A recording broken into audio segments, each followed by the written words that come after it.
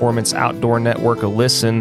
There's a lot to be learned from them, and there's a lot of good guys that contribute to these different shows. So if you haven't had a chance to yet, search Extreme with an X at the beginning, Performance Outdoor Network on whatever podcast hosting platform you listen to, and give them a listen. The other reason I like being involved with this network as well is because the network's always trying to find ways to give back and contribute towards houndsman efforts and other conservation efforts as well, and the preservation of hunting and houndsman rights too. So whenever you listen to this network and the other shows, you're actively supporting those causes, and you're not just helping houndsmen everywhere, but also hunters everywhere too. So give the shows a listen. I think you'll really enjoy them, and you'll have fun while you're listening as well. So I also wanted to remind everyone that if you wanted to contribute to supporting this podcast on a little bit higher level, I've just created a new membership tier on my Buy Me a Coffee account.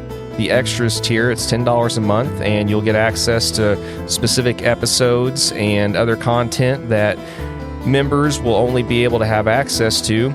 So if you'd like to support the podcast at a little bit higher level and get access to that members-only content, just go to the Would You Like to Support link on my website at falconrychronicles.com, sign up there, and just know that any contribution that you make in that regard is going to go towards the continued sustainability of the podcast and allow me to bring you the same high-quality in-person recording content that I've been trying to give you these last 5 years. And whether that's here in the U.S. or internationally, any contribution is greatly appreciated. It really goes a long way. So I really appreciate your support so far for those of you that have signed up, and I look forward to bringing you this new content that only you will have access to. So anyway, for now, on to this next episode of the Falconry Chronicles podcast.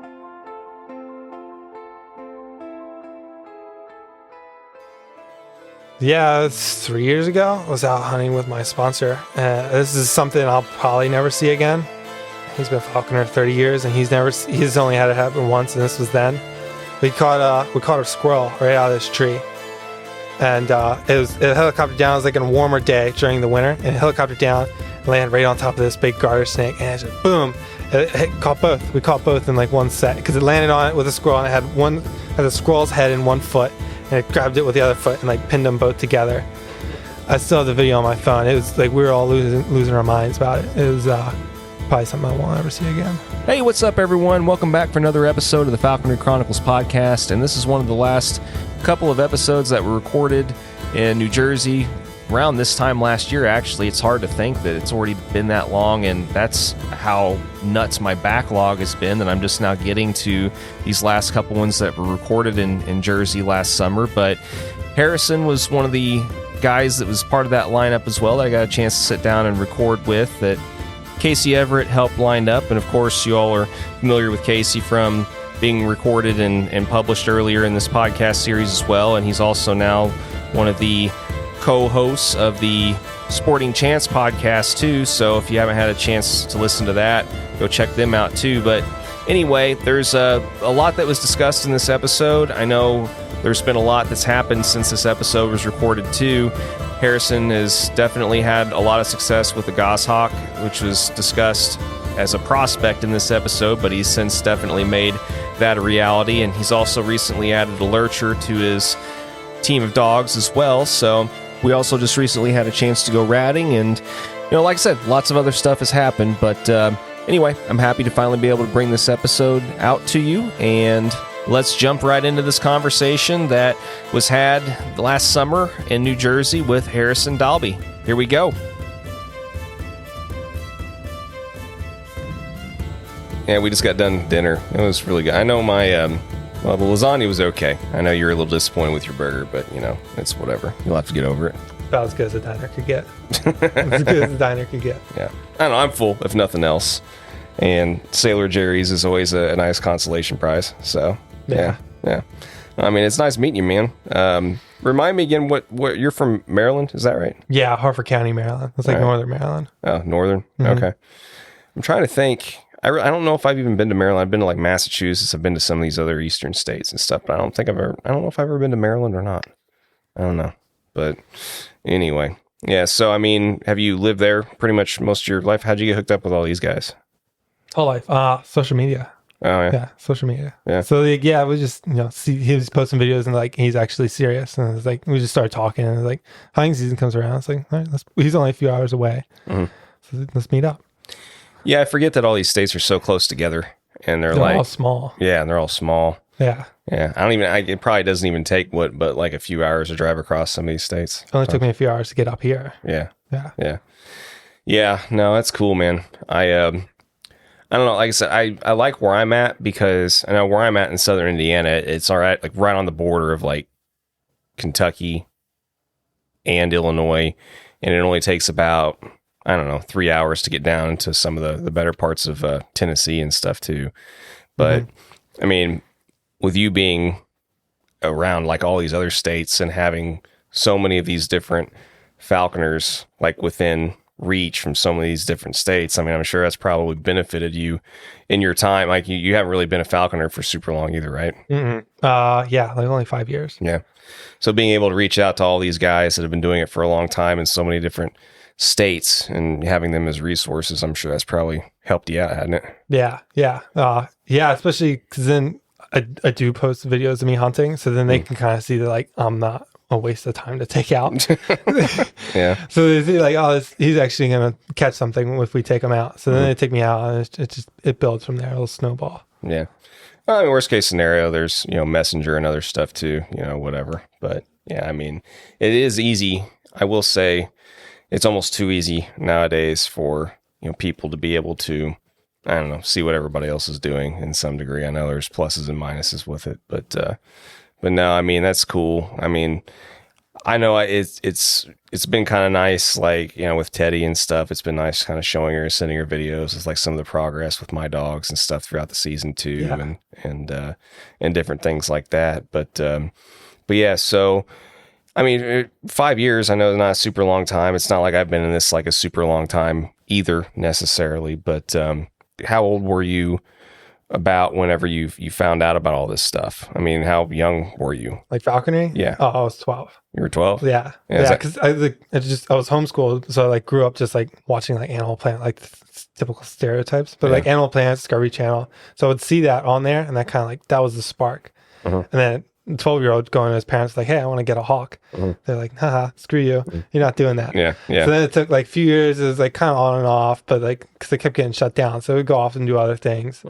At 14, they're like, all right, if you wait another year and you still really want to do it, then we can get serious and go talk to possible sponsors and stuff like that. When's the earliest stage that you can legally start practicing falconry in Maryland? Do you know? 13. Is it 13? 12 or 13. Really? Yeah, it's right around there. Yeah, I know it's different from state to state. I think in Indiana it's actually 12. I can't remember. I'm pretty sure it's 12. But I know some states it's, even 16. I know it's different from state to state, but I was just curious. I mean, but yeah, I mean, it's a big commitment on a lot of people's parts, let alone your parents, Yeah, So, and they're like not hunters at all, like completely. I'm like the black sheep of the family. I hunt and fish and do all that. So like at 14, I waited a year, and I was 15. So they would, like at the beginning, they would have to take me to like my sponsor's house, and they would just drop and roll. They didn't want any part of it. They like when they first took me to his house, they were hoping that I would have to see it, like the enclosure and all the setups. And they were hoping that would like scare me away. Yeah, that was their goal, like letting me go there, so hoping it would like turn me away. But it did nothing but pour like gas on the fire. Yeah. Well, and yeah, I mean, what bird was there? A particular bird that you remember seeing like on some of these shows and stuff as a kid that you thought? Well, I mean, was it more like the hawks, the falcons? I mean, what it was the eagles? Was it the eagles? Yeah, oh, okay. Just like smoking wolves, like these guys on horseback going through the mountains. It was just like the big game stuff. Yeah, gotcha. But when I went to my sponsor's house at the time, he had like almost 1,600 gram red tail. It's just this huge red tail he trapped. And he pulled that out, and he's a big showman, so he like started pulling that out and then pulling other birds out. And like, I mean, that does nothing, especially to like a 15-year-old. He's like, this is cool as shit. Like, let's keep going with this. So then that progressed, and then I followed him around for a year. At the time, he had a big cat, he had a kangaroo, a zebra. So the whole time I'm going out hunting with him, I'm also helping clean bird cages. I'm cleaning the big cat cage, I'm cleaning the zebra pen, the kangaroo cage, cleaning all this shit just to be around it more and learn about it more. And then once I had my license, then like driver's license, then I went and took the test like that spring. And then in the fall, I trapped a bird. Yeah, so you were homeschooled, and so did your parents, of course, make sure all your stuff was done and everything before you were able to actually go out and do this stuff, or were they just? Oh, yeah. I mean, I would always knock it out. I worked on a different schedule, like not regular like school hours, because I always worked. I always like worked for myself, and then, so I was like, this allowed me to like do school in the evenings, but then go do work for like clients during the day. Yeah, just snowballed from there. So then I was able to like kind of build falconry like around that schedule and like able to do it more proficiently because I was homeschooled. You know what I mean? Like get out more. What were you doing as a kid that you had clientele as a teenager when you were being homeschooled? Oh, I own a landscaping business. So okay. that's just grown over the years. That's why I have the big truck and I got big trailers and mowers and stuff. So you had your own successful landscaping business as a mid-teenager? Oh, it was nothing compared to like what it is now. Yeah. But yeah, it was starting. And then I was like, at that age, you want to like test out like different things. Like, do I want to be an employee or do I want to work for myself? So I went and worked for other landscaping companies, tried that out, hated it. And then I went and worked on dairy farm for a couple years. And then while I was working there, it was actually when I trapped my first bird. And then I would just hunt on my lunch breaks. I wouldn't even eat. I just like would go out, and then they had all these like hedgerows there that were just packed with rabbits. The whole time I'm mowing these fields, I'm seeing rabbits running in and out of these hedgerows. So on my lunch break, I would just go and smoke rabbits. But well, I mean, the reason I'm asking is because obviously it's not very often that someone is like legally kind of running their own business as a teenager and have it be successful, let alone have it grow into something that's like big. yeah, Later on. yeah, So. I don't know. I guess I've always been weird like that. I remember friends my age making fun of me because of how much I worked. Yeah. They're like, you don't ever hang out. You don't do this. And I'm tired.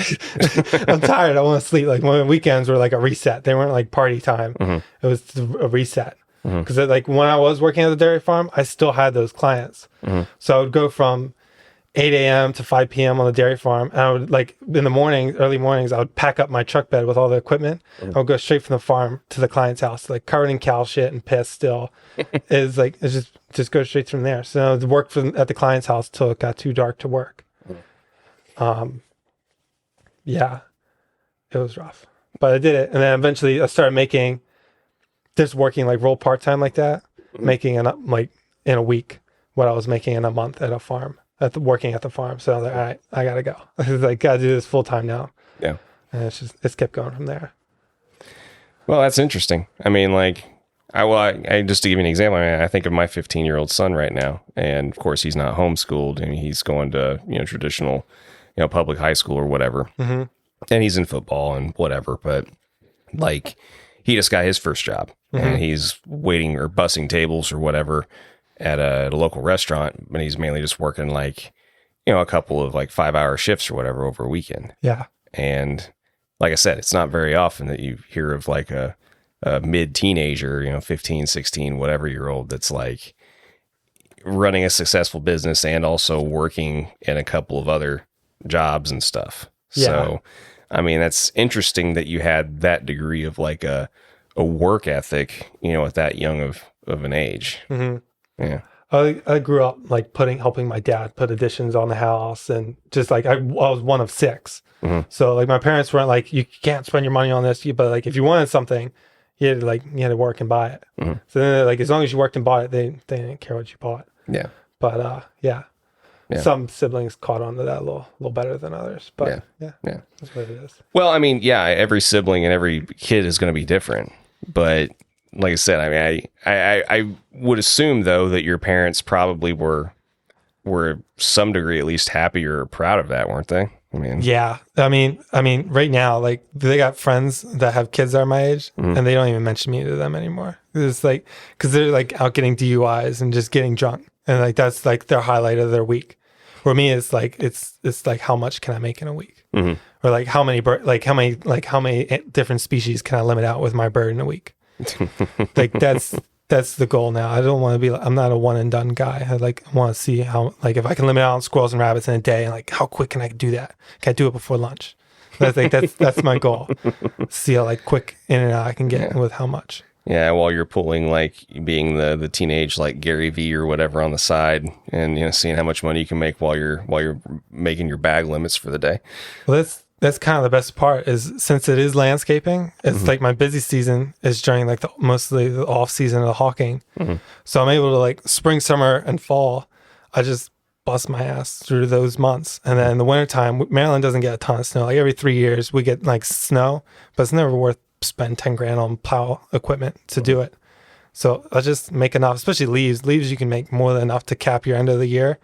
And then you just like those 4 or 5 months of the season, you just take off and just go travel, go up to Jersey, go to North Carolina, Albuquerque, PA, West Virginia, and Well, yeah, I mean, some of our mutual friends and other people that we know that do, abatement or pest control or whatever, I mean, that's kind of their goal too, is to make enough during the summer months that suck for falconry and, off season and everything else to be able to be off during, like 3 to 4 months during the hawking season and not have to worry about it. And, no, that's cool. I mean, I'm honestly envious. I wish that, I consider myself to have like a semi-decent work ethic, but I definitely didn't. I was focused on some, definitely some things like when I was in high school and had goals and ambition, but I wasn't in a position at that point to even remotely consider doing anything like what you did. Not to mention the fact that sniffing a blade of grass, like I don't think like I said, the first like 22 years of my life, I couldn't pretty much breathe out of my nose because of allergies. So doing anything like that would have been out of the question for me. And it sucks sometimes for me too. It was pretty bad. Like the first year I started is when we had that like cicada thing, like every 50 or whatever years. So the first year I'm like trying to figure it all out. But as I'm mowing, I have like 100 cicadas crawling all over me, going up and down my pants and like in my shirt. It was miserable because you're like soaked from sweat. And then all these cicadas are on you. It was horrible. It was like, that was really also probably the best year to do it because it put me through the ringer. And then I was like, as soon as I made it through that, like, all right, next year's going to be easier because I'm not going to have all these freaking cicadas coming all over me. So yeah, as much as it sucked then, like looking back on it, it like prepared me for the next year more. Yeah. No, like I said, yeah, once you reach, certain milestones, whether they're good or bad in your life, and it kind of makes you say that, okay, I'm definitely never going to do this ever again, or I'm definitely going to like make sure that I don't ever have to do this again, or whatever the case is. I can relate to. My second job and one of the motivations for doing the things that I ended up doing was my second job, I ended up working as a maintenance guy at a pilot. So like, I was the guy that was cleaning, the bathrooms and stuff. And I was also cleaning like the trucker showers and everything.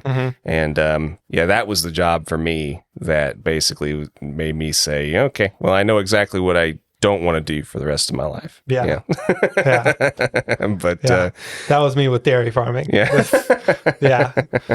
Those guys are hard. It's like, because they've grown up doing it. So they grew up with a house with no AC. They're like conditioned. And then there's my skinny butt coming in trying to do the stuff they're doing. Like I built up and like had the muscle like after years, but like the weekends, especially with working in the evenings, weekends I just slept. Saturday and Sunday I slept all day. And then just like to prepare again for Monday. These guys are working 7 days a week. Sure. I could never do it. This is something I couldn't do. Yeah, farming and that type of industry, it's like a 7 day a week thing. You can't just like decide you're going to take a couple of days off and not like feed all the animals and everything else. Milk them twice a day. Milk them twice a day, all that kind of stuff. So yeah, like you were describing, you don't really have to really work that hard at working your falconry into your work and everyday life because you're just kind of you're getting the inside scoop on other spots by default because of your job. So many people, they're like a lot of them they're just full of crap. They just want you to come by. They just want you to come by their house and show you the birds and let them take pictures with it. But some of them, like my cousin owns this giant horse farm that's covered in geese and rabbits and squirrels, and it's just you go there and they hate them, so they don't care how many you kill. You go there and limit out 7 days a week. They don't care. They want them all gone. Those are the best people. I never once had a farmer turn me down just because they don't care. They don't care about those. If you go there for deer, most of them want to keep the deer for themselves.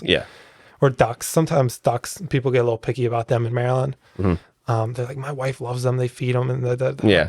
But like squirrels and rabbits, nobody gives a crap about. Yeah. And so you just go in and just have some fun. Well, that's awesome, man. So, I mean, like, what did you, I mean, whenever you started off, I mean, I can't remember if you said it already or not, but I mean, did you pretty much just start off like with the traditional way with the red tail and stuff, or what did you end up doing? Yeah, that's kind of my sponsor's role. Yeah. It's a red tail. He's like, if you really want to hunt and you want to do this the right way, it's kind of my opinion now too. If you really want to get into it, especially Maryland, get a red tail. Like I've had tons of people want to come to me, I want to get kestrel, I want to get red shoulder. Red shoulders, they don't do anything. Like with so many squirrels, there's squirrels outnumber rabbits like 5-1 where I'm at in Maryland. So if you want to like do it and be successful, get a red tail. So that way you can handle both. Like red shoulder isn't going to do it. And then kestrels, I just don't think it's fun. Nothing about it like gets me going. Catching a starling 10 feet away from a car. Well, I mean, to each their own. Yeah, exactly. But yeah, it's red tail country where I'm at. So if I only hunted squirrels, I wouldn't even consider getting the Goss I now have or getting the Harrises. It's just no point. Like so many old guys just like red tails because that's all they hunt is like squirrels. That's like 80% of the game that they catch is squirrels. But some of the guys on the Eastern Shore, they'll fly different. Like they'll fly more Harrises because there's a lot more rabbits out there than inland for some reason. But yeah, I mean, like I said, I mean, different strokes, different folks, you know, that kind of stuff. I mean, I totally get it. I mean, there's guys that I know that will be perfectly content flying only red tails for pretty much all of their falconry career. Yeah. And there's other guys that I know that that would hang it up if, you know, they wouldn't be able to fly like, you know, a certain species or whatever, whether that be like, you know, falcons or goshawk, whatever the case, you know. And so, yeah, I mean, that's what makes all this stuff fun is that there's it seems like this is another thing that there's usually at least something for everybody. Yeah, especially so there's something for everybody no matter where you are in the country. Because like out here it's squirrel and rabbit country and like thick brush, but you got Albuquerque, and then it opens up like a completely different category of what you can do. Sure. Compared to over here. Like I told you earlier during dinner, if I lived in Albuquerque, I'd love to fly a big female saker on jacks with a couple like stag hounds. That would be awesome. Yeah. But I don't. It's like as much as I'd love to have those animals, it'd be a waste to get them here. You know what I mean? Well, I mean, not necessarily. When you retire, whenever you're like 28 or whenever the hell it is, you'll be able to just, you know, like you'll be able to charter your own private plane and stuff, and you'll be able to you'll be able to put all of your, you know, sakers and your hounds and stuff, on your private jet, and you can just, you know, be over to Albuquerque in like 2 hours. Yeah, and ride the stag hounds like a sled or something. Well, yeah. Well, I mean, you could even have them pull it, like you just have them pull the plane, just all across the country. You know, you just be there whenever you want, man. I mean, you fly there like every other day. Yeah. I mean, I've always said if I ever won the lottery, I'm buying. There's like land in Albuquerque, so it's dirt cheap, and like New Mexico, it's dirt cheap. You can buy hundreds of acres for under $1 million. Compared to Maryland, it's nothing. Sure. And so it's just if I won the lottery, just immediately go out there and buy 1,000 acres and put a little cabin in the center of it. And just say screw everybody and get a bunch of different birds. I mean, just go for the double wide, dude. Yeah. There's some nice double wides nowadays. If you're in the desert, you might as well go ahead and go big with the either a modular or a double wide or whatever, and just be done with it. Don't go fancy with a cabin or anything, man. It wasn't gonna be a fancy cabin. I'm talking like a little rinky dink thing. Yeah, I mean, whatever. But I'm just saying, like you need to. You're staying within a budget. Remember, you're retiring at like 28, 30, whatever. You're gonna have to keep your expectations a little bit, you know, more tempered. Yeah. You know. But I don't know. I mean, depending on what type of cabin you're going to live in, I mean, I don't know if it's going to be technically more or less than what even a double wide would be. So, I mean, I don't know. Whatever. You can figure that out later. I mean, it's whatever. And then I'll just be living in southern Indiana still writhing with jealousy. So it's whatever. You can come out. I'll rent it out to you on Airbnb. Okay. Well, that's fine. I mean, whatever. I mean, I'll live vicariously through my young retired friends whenever, they're like a quarter of my age and not having to work anymore. That sounds like a blast. Yeah.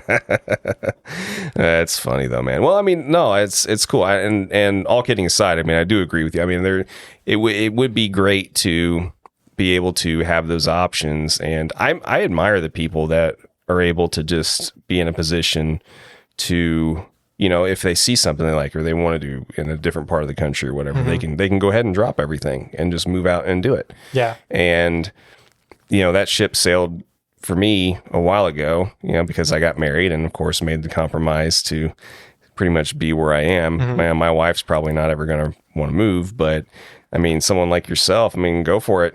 You might as well. Yeah. I mean, I think Ben Woodruff, I think that's why he said America has some of the highest caliber of falconry, is because we have like such a diverse terrain. Well, we're huge. Yeah, we're huge, but like the terrain is like, we got it all. We have the thick woods to like the open plains. There's like the eagle falconers, they just go out on horseback in like the open plains and do that. And then you could go up to like Oregon and just hunt with a goss in the trees, or like Washington State. Yeah, I mean, if you have the time, money, and resources to be able to do it, because that's the downside to our country being so huge, though. Yeah, it takes a lot. Yeah, I mean, it's not like you can just drive. Well, I mean, depending on where you live, you might be able to in some places, but like, where I live, it's not like I can drive like 2 or 3 hours and be within any kind of type of falconry that I want to be in. Yeah. I mean, and well, I mean, technically neither can you really, so.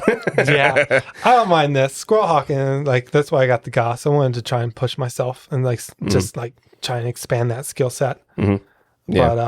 But we'll see how that works. Well, I mean, it sounds like though that, I mean, you have the resources, like you have the boxes checked as far as what any falconer needs to have to be continually successful. I mean, you've got a good prey base, you've got lots of areas to hunt.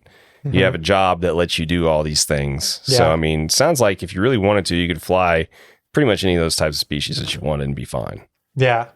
Yeah, I would love to try and mess around with some other like species that are a little unconventional for my area, just to see if I can have any bit of success. Yeah, well, and it's kind of like some of our mutual friends were saying earlier. It's just like anytime somebody tells you really can't do something, I mean, you've got the time, resources and the ability, it sounds like, to do a little experimenting, and see if you can make some of these unconventional things work too. So, I mean, once again, kudos to you. I mean, you might as well. I mean, yeah, you're not really tied down with any other obligations as far as, family and other things either, right? No, it's just birds. It's birds and dog. Yeah. Well, and speaking of the dog, I guess we might as well just go ahead and transition to that train of thought and conversation. And, yeah, I mean, talk a little bit then what made you, I mean, it sounds like, with some of these types of areas that you have to hunt and everything, you don't necessarily need one, but I mean, what was the deciding factor for you to go ahead and get a dachshund?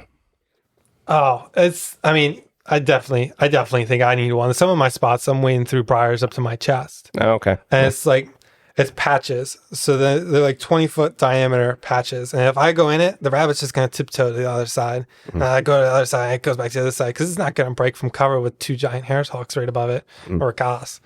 It's going to sit there. But if dachshund goes in and I'm in there making much noise, it's going to break from cover almost immediately. But I went out with Casey, and it's just seeing those videos of like how much easier it is to set up these like West Coast flushes, with like just being able to like position yourself that much better to like have more success. Because at the end of the day, when I go out in the field, my only goal is to have success.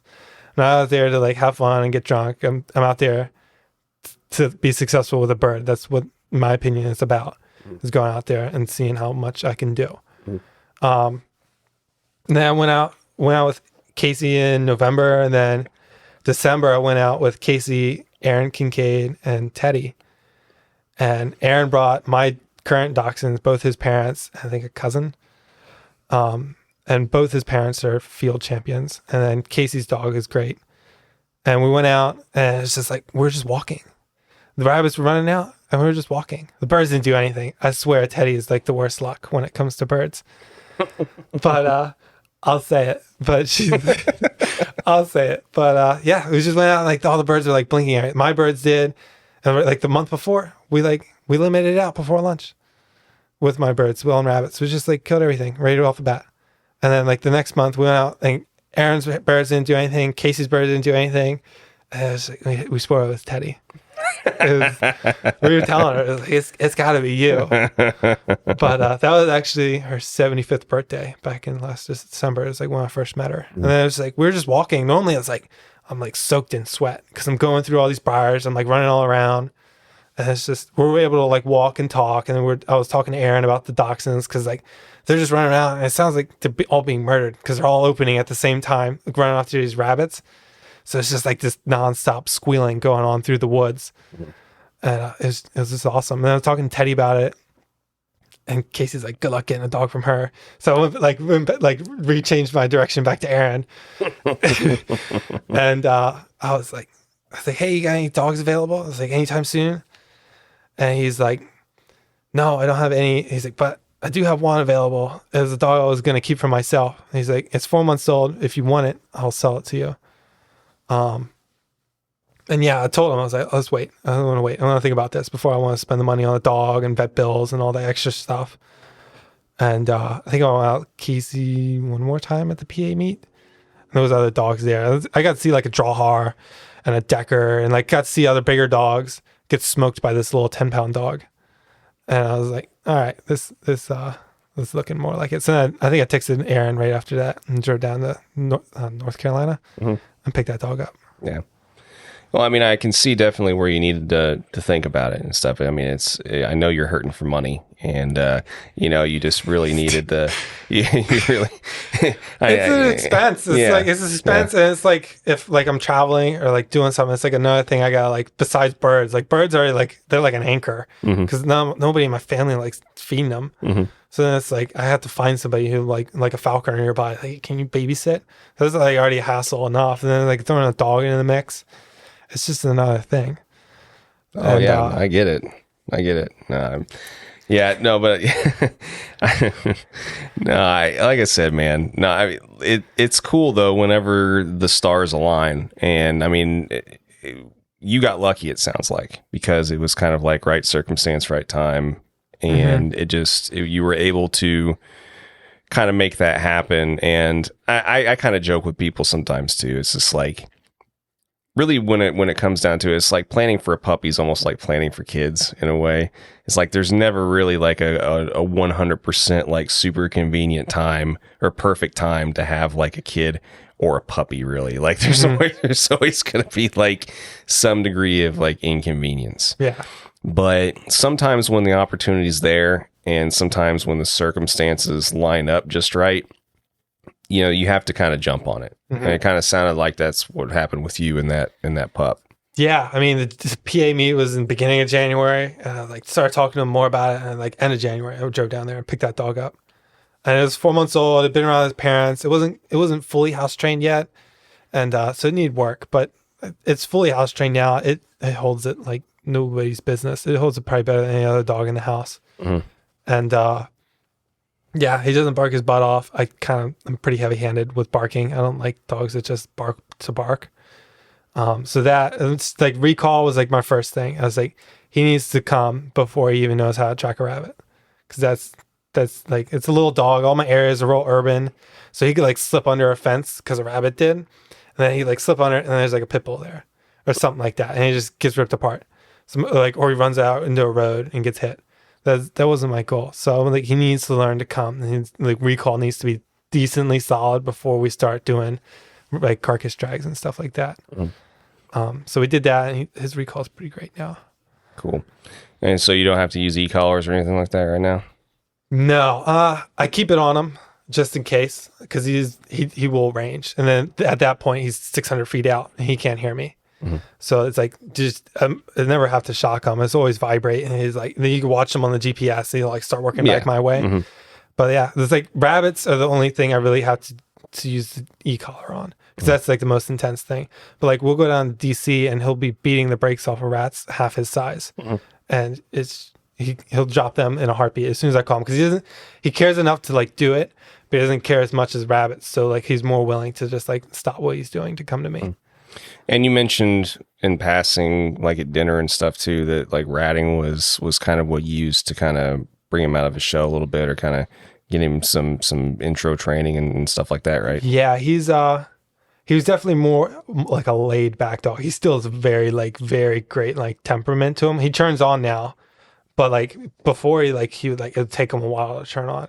But like ratting really like built his confidence up, like catching all these rats. Like we'd like pull trash out of the trash cans, and there'd be like just like 4 rats in the bottom of the can. We just throw him in the can, and he'll just be killing one after the other.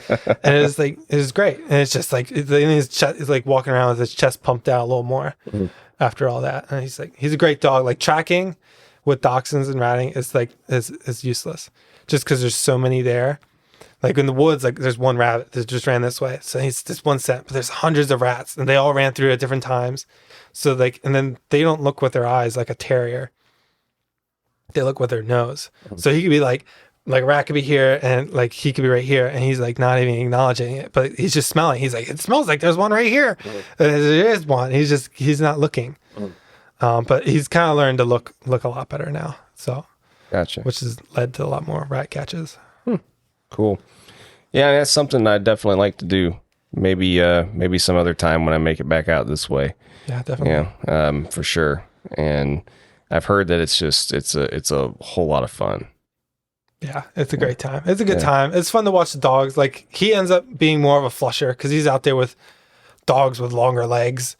So he can get under all the dumpsters, all the trash cans, and behind everything, and he'll kick it out to these lurchers or these patterdales.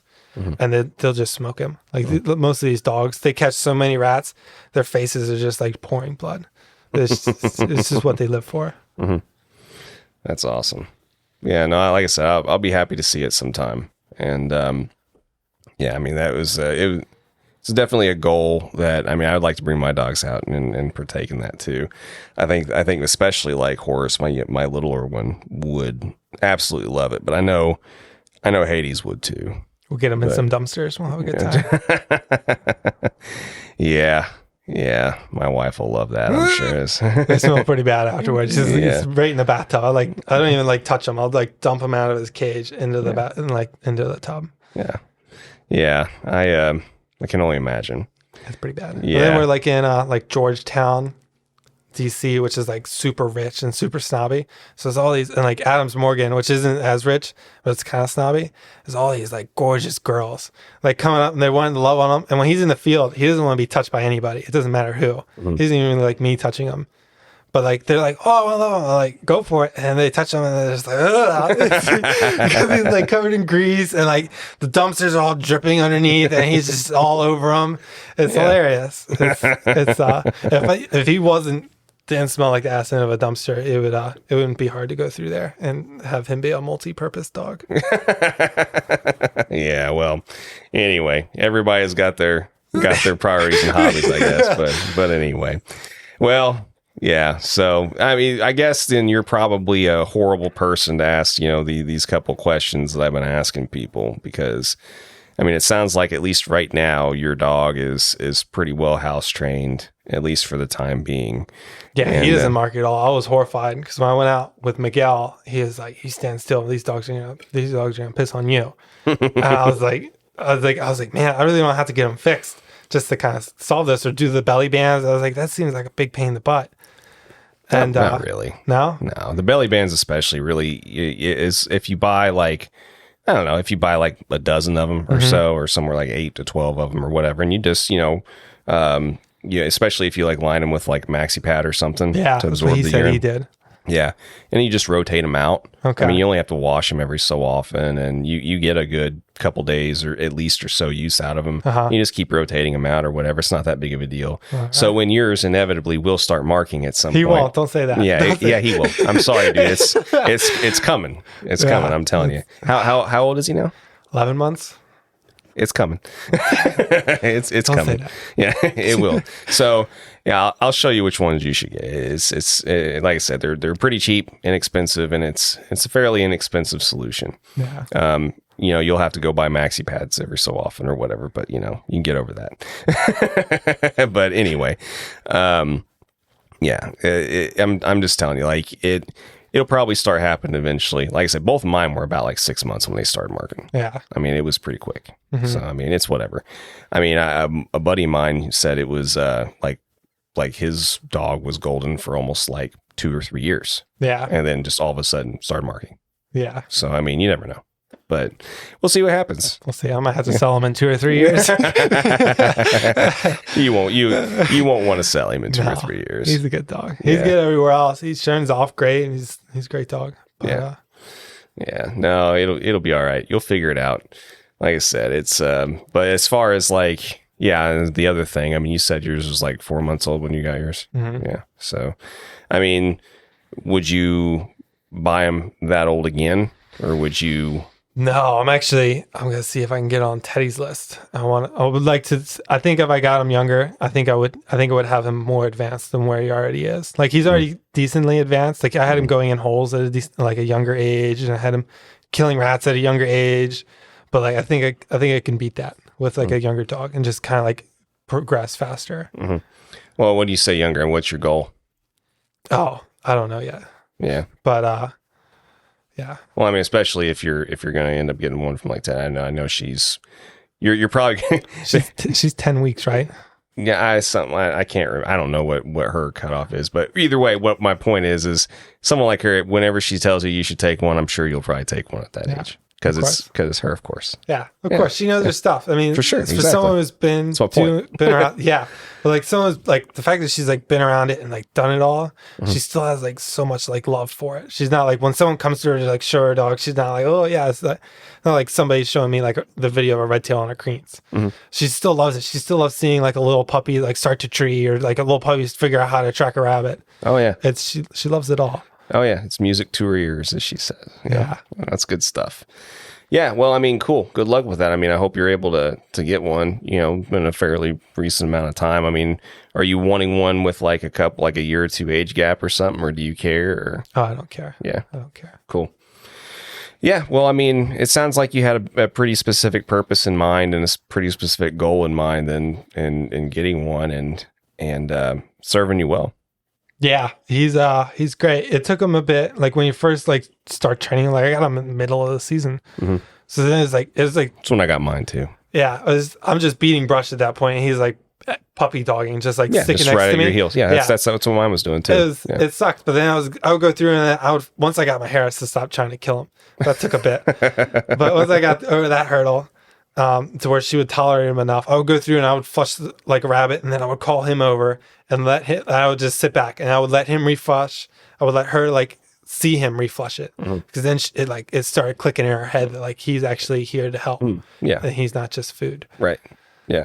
But so did you not do any kind of setups with your Harris and him, like to start off with? Like just mock setups or anything like that, so she could learn that lesson quicker? Or? Oh, we tried. It didn't work. She was pretty gung-ho to eat him. Yeah. We tried a few different ways, and every time she wouldn't even acknowledge him on the fist. I was like, oh, it's good. I would put her up like fat, almost overweight, to like try and discourage it. And she, as soon as I put her up, I walked like 10 feet away from her. I was like, boom! She like come down and hit him.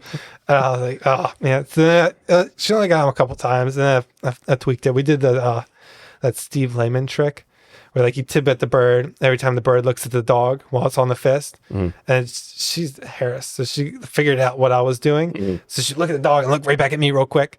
And so I'll make her look at the dog multiple times then.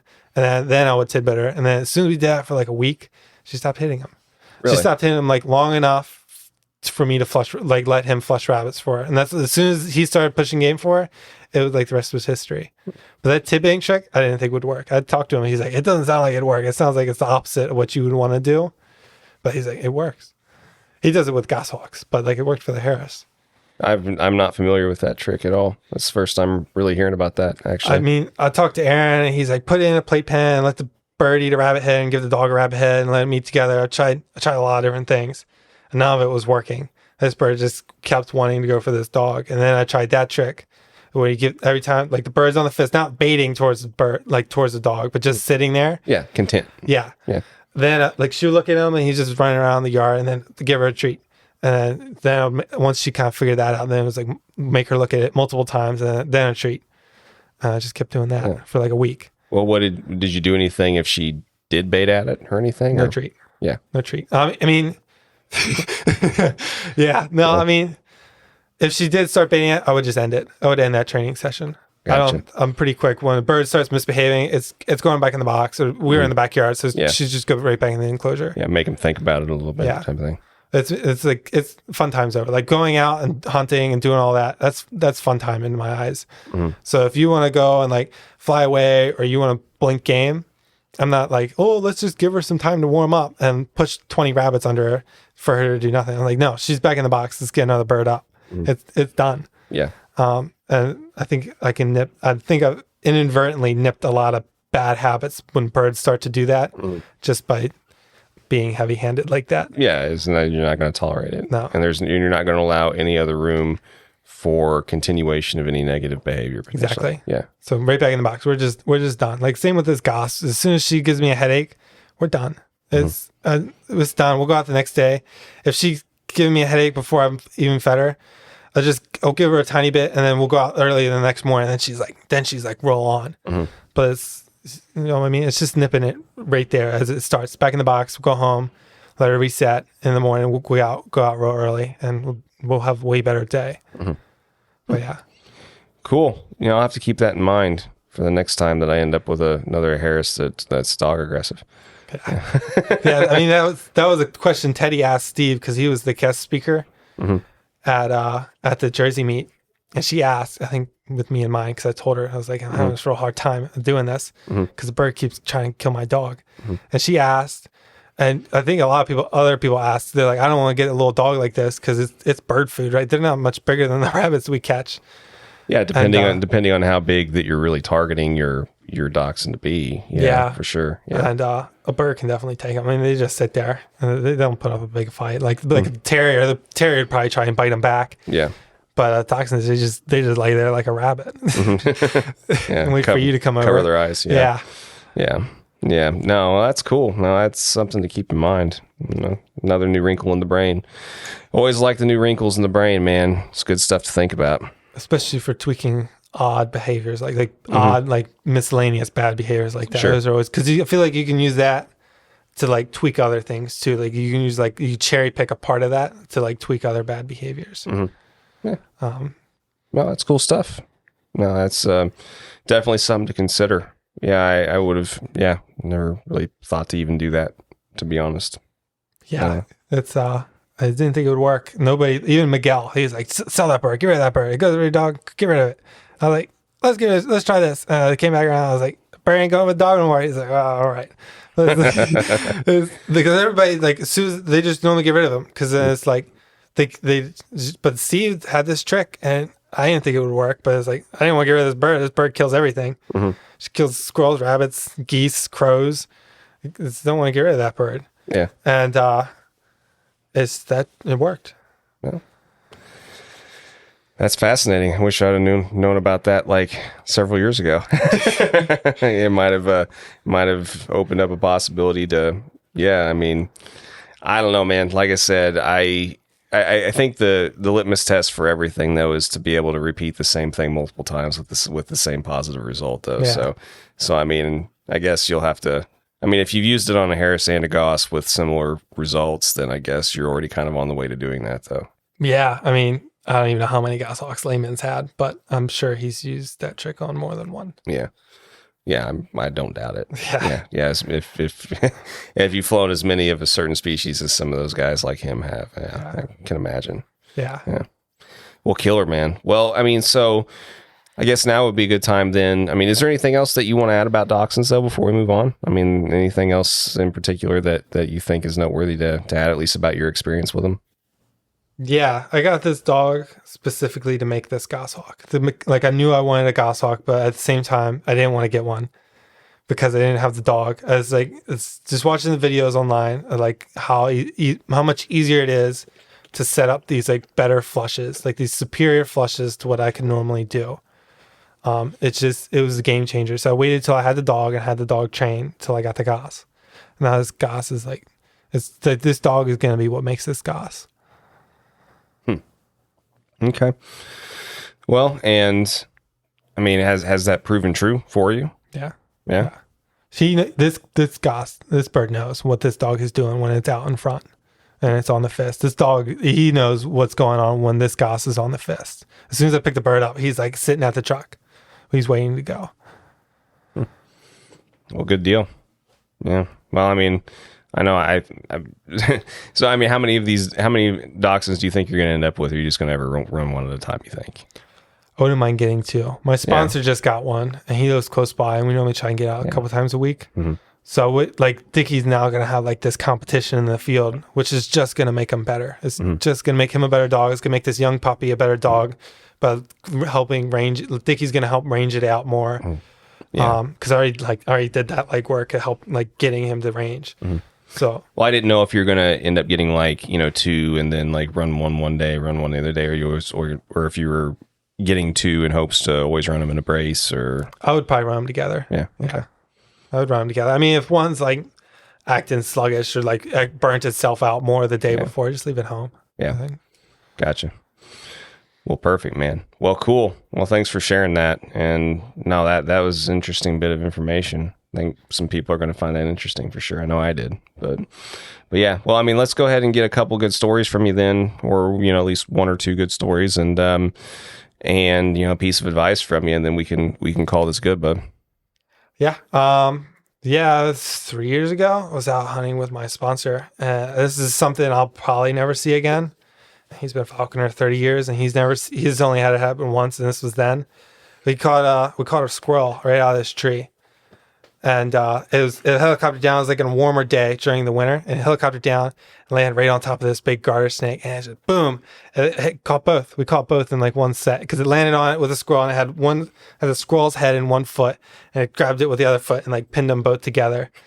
I still have the video on my phone. It was we were all losing our minds about it. It was probably something I won't ever see again. Well, you can't count the snake though, right? Oh, we counted it. We counted it.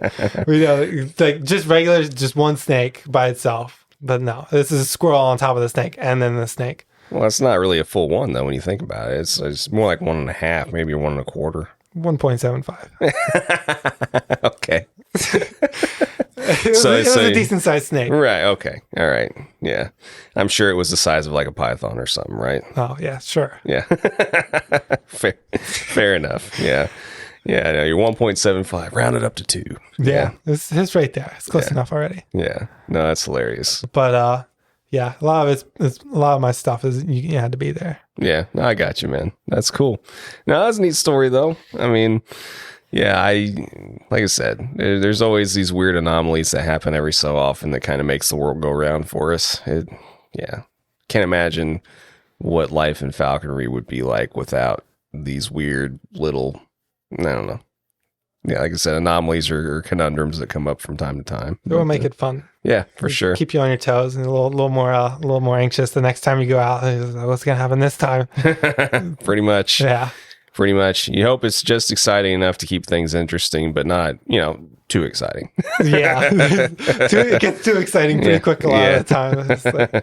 Yeah, it's funny how things can escalate so quickly with certain situations. There's a lot of crazies out there. A lot of our spots are public, and even though we have permission to be there, but then it's there's all these neighborhoods now that they're developing on next to these farms where we hunt at. So then they see us and they call the cops and they say we're carrying guns, even though we're walking through the woods, and they can't even see the bird. They can't see anything. They just say that, and then to get the cops there quick. And then all these armed cops come with their guns drawn. They're wondering what's going on. Yeah. And then we call the bird down, and it just turns into a big old photo shoot. Sure. With the cops, and then they go on their way. Sure. That's Yeah. I mean, the PR goes a long way with this stuff for sure. Yeah. Well, we get recognized. I've been pulled over, and they're you're one of those bird guys. I'm like, yeah. He's like, have a nice day. I was like, see ya. That's funny. Yeah. No, that's cool though, man. Well, like I said, I think it sounds like that even in just such a short time with your falconry career, I mean, it sounds like you've made the most of it and have accomplished quite a bit for yourself. And it's about who you surround yourself with. Yeah. I try and with all aspects, is surround myself with better. Yeah. So people with better dogs, people with better birds, people with the more knowledge. Like Steve Lehman, I don't think I'll ever hang out with him, but his knowledge is nuts with birds and being able to tweak, especially goshawks, the bird that many falconers can't figure out. It just comes to him, and it's just crazy. There's a lot of falconers like that with different types of birds. People like that with ferruginous hawks, or, all kinds of birds, Coopers. It's just like that's what they specialize in. Like that's their specialty is like they can get like any Coopers or any Goss, and they can just get it killing. There are guys like that out there, and then I mean, there's some of these men and women that I've met in this sport. Your Teddies and your everybody ranging from your Teddies to your McDermotts to your all these other people that just are so good at and have this, like you said, this wealth of knowledge. It really is amazing. I mean, there's so many people. I mean, it's almost impossible to name all the people that. Yeah, I mean, I'm like yourself too. I like surrounding myself with with people that are better than me at everything. Yeah, and I like always considering myself like a jack of many trades, but I'll never be a master of any of them. Yeah, but a jack of all trades is a master of none, but still always better than a master of one. Right, that's the full saying. Everybody always leaves out that last part, but it's true. But like whenever I'm with these people like Teddy, I'm always asking her questions because I'm ignorant to all this, especially because I'm newer. But at the same time, I know she's gonna tell me something that I don't know. So as long as if I ask the right question at the right time, I'm gonna learn something. Well, not only that, but you're gonna hear what you need to hear, regardless of whether you really want deep down to hear it or not. Too exactly, Teddy will tell you whether she knows it's going to hurt your feelings or not. And that's what I love about her, because it's like a lot of the time, if you're doing something wrong, she's going to tell you. That's great. Well, that's what we need more of. Exactly. And oftentimes people don't realize that a lot of times that the things that they need to hear the most are oftentimes, the things that, like put your bird away. Yeah, put your bird away. Exactly. I mean, people need to hear what they don't want to hear a lot of times, period. Yeah. There's no really a better way to phrase it or put it. Yeah. And, it's really nice when there's more people that just become accepting of the fact that like, just because it may be put bluntly or it may be put in a way that may come off as whatever. I mean, like, it doesn't have to be malicious. No, I mean, it's normally with good intention. In the end, it's going to help you. Exactly. And it's gonna improve you. And in return, it's gonna make your bird better. It's gonna make your dogs better. It's gonna make your life better. Yeah, because really, at the end of the day, if they really didn't like you, they wouldn't say anything, whether it would hurt your feelings or not. They would just sit there and watch and then laugh behind your back. That's how it goes. Well, I mean, maybe some people. I don't know. No, but like Teddy's not like that. But like some people, they want to see you fail. It's like because you might have rubbed them the wrong way the first time you met them, and then like they just get in their head.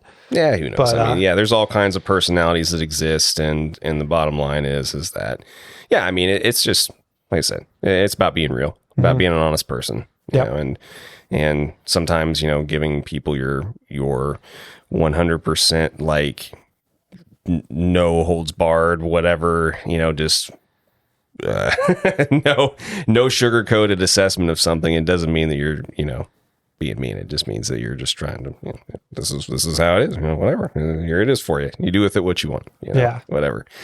But no, man, it's good stuff. But I mean, would you consider that like your piece of advice, or do you have any other like words of wisdom in your short experience that anybody else could benefit from? I mean, that was pretty good. I mean, just surround yourself with better. Yeah. All aspects of life. Like all my friends, they're like, I have very few friends my age. They're just old millionaires. Yeah. Like they know how to get away with get all the tax code. Like they know it all. So surround myself with them, and it's like, now I can know how to get away with stuff. It's like the same with the best falconers out there. It's true. It's the best falconers. They knew how to do it. They knew like you can't. There's like people say there's no shortcuts in falconry, but there's shortcuts in falconry. It's just you got to know how to do it right, and know there's a time to do it. There's like windows of when you can. Well, and I don't even think I would even call it a shortcut. It's just efficiency. Exactly. Yeah. That's definitely a better word. Yeah. I mean, it's not like you're shortchanging anything or taking, or just, like I said, just shortchanging anything or just streamlined. Yeah. Or cutting corners or whatever. It's just after you do something enough and you're proficient at it enough. I mean, it's just like any other profession. I mean, it's like the old saying of, someone charging $1 bazillion to just tap something, tap an engine part in this right spot or whatever. And they, someone freaks out. Oh, you only did this for like, 10 seconds or whatever. But yeah, it took a lifetime of experience though to know where to tap, to get that 10 seconds later. So, that whole thing, whatever, that whole, saying or whatever. It all just, like I said, once you do something enough and you become proficient at it enough, then yeah, you're good. It's not going to take you as long to do something. Yeah. Like this goss is like, I've been having a good time with her. She's like, nothing bad's happened horribly yet. It's just little things, but like I'm taking my time. I'm in no rush to get hunting. It sucks. Like hunting in Maryland doesn't really get great till December when stuff starts to thin out and we get a little bit of snow to mat stuff down. But like November, it's like next month is when I'm going to start kicking it up. It's going to suck though. It's going to be hot. I'm going to be wading through like thick stuff up to my chest. But for the most part, she's been pretty decent. I've taken my time. It's like any little problems that flare up, she goes right in the box and then we'll fix it in the morning. Right in the box and then we'll fix it. And then normally like that resets her mind to where I'm able to like fix that problem more easily. Because normally when they start acting up, their eyes get a little buggy. And it's like, it's just, I know I'll end up making it worse if I try to fix it then. So better off just putting her away and trying to fix it in the morning. Yeah. No, it's, like I said, there's little things that you learn along the way. And the beautiful thing is you don't always have to learn from your own mistakes. You can learn from other people's wisdom and mistakes too, to keep making yourself better. So, yeah. Well, cool, man. You have anything else you want to add or anything before we call this good or? No, nothing. It's just short and simple, I guess. Yeah. No, man, it's cool. Like I said, I'm glad that I got a chance to do this trip, and I'm glad so many people were willing to come from all these different distances and be a part of this. And we've always been talking about we need to get him out in the Northeast. He never comes out in the Northeast. We got to get him out. We got you out now, so we're going to take advantage of it. Well, and talk to all your other friends and stuff, talk to your other people up around where you're at and everything else. And I want to get as many places as I can. So yeah, you're more than welcome to come out, man. We'll get you out on the Eastern Shore. We got some spots out there that'll make your jaw drop. Nice. Wouldn't doubt it. Oh man, so many places, so little time. If only I knew someone who was going to be a millionaire by the time they were 30. Oh man, if only I knew someone who had enough money to bring me out and do all these things, Anyway, well, I guess we'll just leave it at that. So, have a great one, man. Like I said, I appreciate you, and we'll call this good. And thanks again for being a part of it. Yeah, thanks for having me out. All right, cool, man.